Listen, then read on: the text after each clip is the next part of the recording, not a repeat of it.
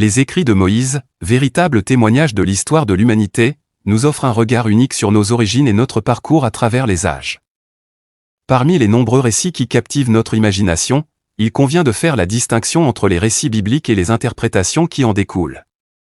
Il est faux, archi-faux, de prétendre que la Bible affirme que Cham, Sem et Japheth, les fils de Noé, sont des Noirs. Cette idée relève plutôt d'interprétations et de suppositions qui ont divisé les penseurs et les historiens au fil des siècles.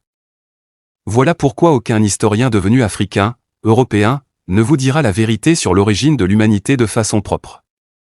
Qui sommes-nous, d'où venons-nous, et qui sont nos premiers aïeux? Donc, si vous entendez que la civilisation sumérienne en Mésopotamie, née vers 3500 avant Jésus-Christ, c'est un vrai mensonge. Si on vous dit que la civilisation égyptienne, née à peu près en même temps que la civilisation sumérienne, c'est aussi un mensonge. Si on vous dit que la civilisation sabéenne à cheval sur le Yémen et l'Éthiopie actuelle, qui trouve ses racines vers 2500 avant Jésus-Christ, c'est aussi un mensonge. Si on vous dit que la civilisation de l'Indus dans l'actuel Pakistan, qui prend son essor vers 2300 avant Jésus-Christ, c'est aussi un mensonge. Si on vous dit que la civilisation chinoise dans la vallée du fleuve Jaune, nord de la Chine actuelle, qui commence à émerger vers 2200 avant Jésus-Christ, c'est aussi un mensonge.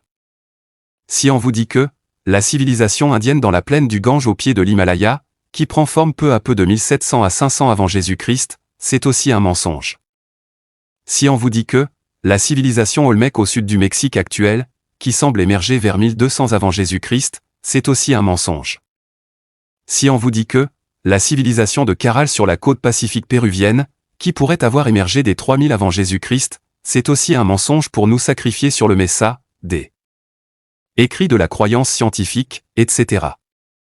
Surtout si on vous dit que l'origine de l'humanité c'est en Afrique, c'est aussi un mensonge bien préparé par les historiens, scientifiques devenus européens, africains.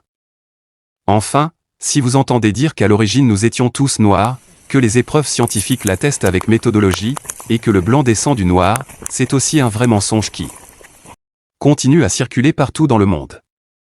Voilà pourquoi l'Afrique est destinée à devenir la terre des personnes qualifiées de blancs. Si réellement celui qui est qualifié de blanc descend de celui qui est devenu noir, pourquoi ceux qui sont noirs ne continuent-ils pas à donner naissance à des enfants soi-disant blancs? Pourquoi ce phénomène n'est-il pas plus fréquent en Afrique, où les noirs donneraient naissance à des enfants qualifiés des blancs? Nous attendons vos réponses.